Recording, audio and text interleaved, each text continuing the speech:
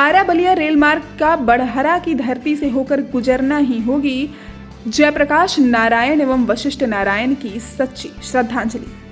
केंद्र सरकार द्वारा आरा बलिया रेल मार्ग का सर्वे कराया गया, जिसे लेकर जयप्रकाश नारायण वशिष्ठ नारायण रेल लाइन निर्माण संघर्ष समिति के द्वारा विरोध जताया गया। संघर्ष समिति के द्वारा रेल रोको अभियान भी चलाया गया।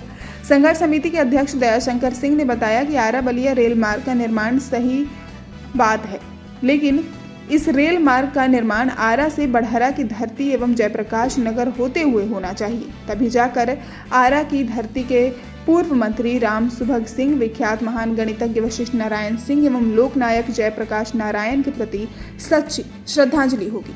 उन्होंने ये भी बताया कि आरा के पूर्व, पश्चिम एवं दक्षिण तीनों दिशाओं में रेलवे लाइन का जाल बिछा हुआ है, तो आरा के उत्तर स्थित बड़हरा की धरती से क्यों नहीं।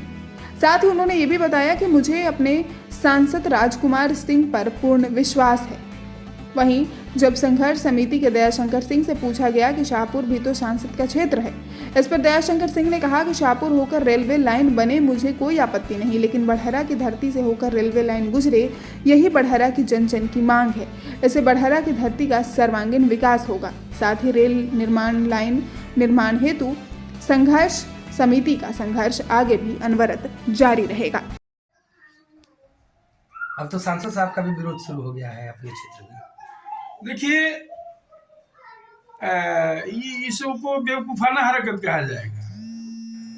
असल बात है ये है कि हमारे माननीय सांसद साहब ब्यूरोक्रेट से आए हैं और हम लोगों की जो लत लगी हुई है बड़े बड़े तथाकथित बड़े बड़े नेताओं का चरण पादुका चूमना, जी हुजूरी करना, किसी विषय को, संवैधानिक विषयों को नहीं समझना।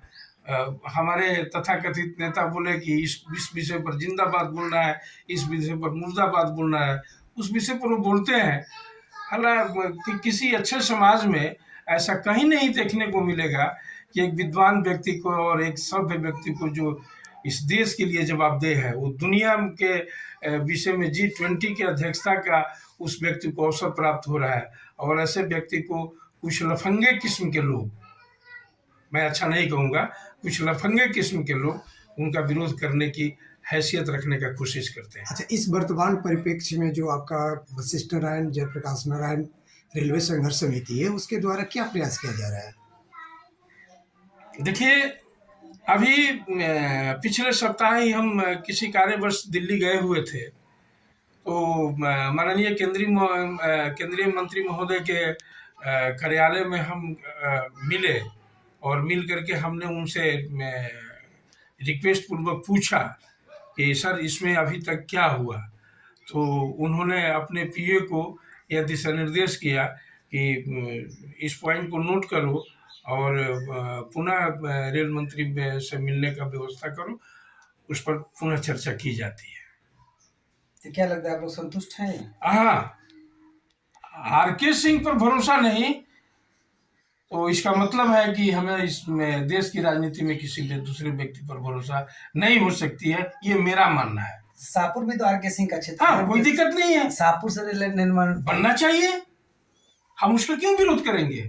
आरा से पांच क्षेत्रों के लिए रेलवे लाइन बने, ये तो स्वागत की बात है। शाहपुर से भी बने और बड़हरा से भी बने। बड़हरा से बने। ऐसा भी सुनने में आ रहा था कि कुछ लोगों का कहना है कि जब रेलवे मार्ग नहीं बन रहा है, सड़क मार्ग बन रहा है, तो सड़क मार्ग की ही प्राथमिकता दी जाए, ऐसा क्यों?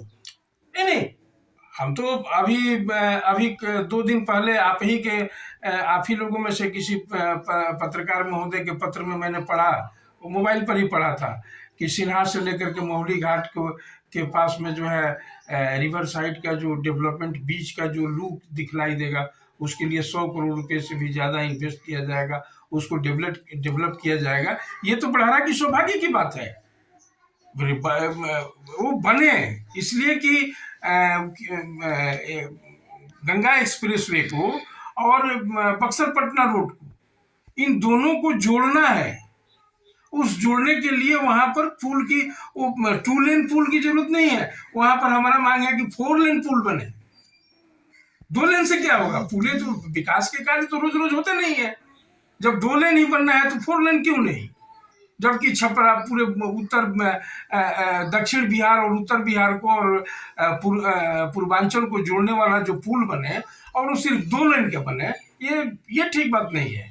ये 4 लेन बनना चाहिए। ठीक है, अपना नाम बता दीजिए। हम दयाशंकर सिंह हुए, क्या है पार्टी में? इस मोर्चे के हम संयोजक हैं। भोजपुर न्यूज के लिए बढ़ारा से विजय कुमार पांडे की रिपोर्ट।